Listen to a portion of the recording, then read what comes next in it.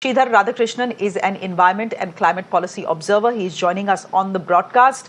Sridhar Radhakrishnan, we've just put the Gartgill report in front of our viewers to give them a sense and tell them that sabko pata tha that this is coming. That Wayanad, the Ghats are sensitive areas. Stop cutting trees here, stop mining.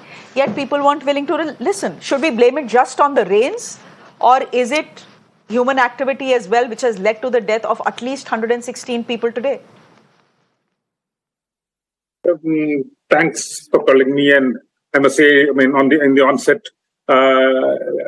we are in a disaster, handling and management thing. So we should obviously be thinking of that more at this point of time. But let's also use this opportunity to clearly understand where we have gone wrong, and you have rightly pointed it out.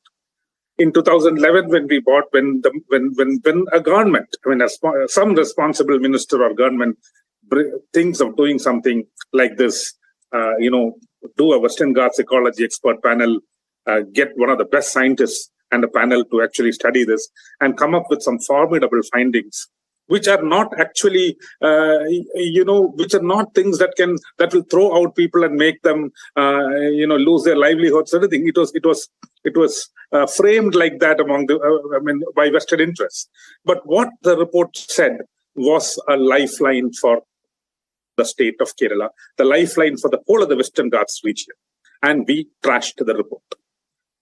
In fact, we must also be reminded that the Kerala state government, the assembly actually discussed this and trashed it. When Kasturirangan report came, they diluted it. And then in Kerala, we had the Woman who was supposed to be the chairman of the biodiversity board. And he went in for drastic dilution. Right now, we literally don't have a conservation spot. Almost all the ecological spots or sensitive zones are also controversial areas where implementation is simply not happening. Any conservation implementation is not happening. So that's the first point. My second point is what is happening to these places. See, we understand that the rains have become very intense. The rains more rains are falling in smaller patches of time, and this is and disasters can happen. But then, what are the other things that are happening?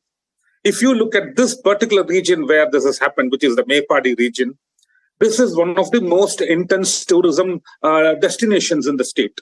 This has expanded so much of tourism. We are having hundreds of tourist destinations just in these hill ranges itself, in these vulnerable spots itself. In fact, one of the biggest tourism destinations is coming up in the same spot.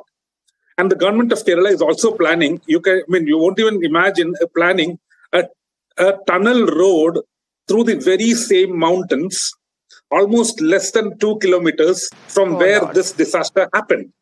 A tunnel road right through the Western Ghats. Can you imagine that? And we will still go and, justify this and get the people to protest if they don't put the tunnel road. We are sitting on a time bomb at this point of time in the whole of the Western Ghats and specifically in these regions. Now, the third point I want to say is that, okay, we were having warnings in 2011, but what about the warnings in 2018, 19, 20, 21? We have had landslides throughout, small and big ones, nearby. The Puttumala landslide was next door in the same hill ranges. So, all these warnings were there, and unfortunately, there are two things that the government did not do. One, if we had a risk assessment which is proper, we would have found that making people continue to live in these dangerous places should have been stopped. We should have rehabilitated them. We should have moved them out and put them in safer places. We should have spent the resources for that, build them houses and given them compensations and moved them. We didn't. When a warning comes, at least when a warning comes, they should have done that. Yesterday, a science center a civil society-run science center in Wayanad, which has been studying this issue since 2018, very clearly warned the district administration. It's called the Humes Center. They had previous data and they had data of rainfalls on these regions. They warned the district administration and the state disaster management agency that this particular spot is going to have a landslide. And the government ignored it, completely ignored it. If they had moved then itself, then we would have had, I mean, at least we could have avoided deaths in Mundakai and this. Okay. What you're telling me is shocking, Sridhar Radhakrishnan. What you're telling me is shocking, that 24 hours before these 3 landslides hit, the government had actually been warned that this is going to come, and yet the government turned a deaf ear to this warning, because of which at least 116 people are dead as we speak. Exactly. And this is on, I mean, I'm going on record. This warning was given by a science group called Hume Center in Wayanad. They have been studying this issue. Unfortunately, the government systems, I don't think anywhere in India have a proper,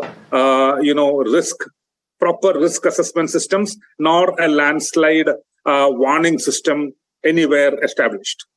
And what did this group do? They only looked at the total precipitation and how the land is going to be affected with so much of water, picked up the vulnerable spots and told them not just this place, they've also warned about 4 or 5 other different places in Wayanad where this can happen in the next coming days.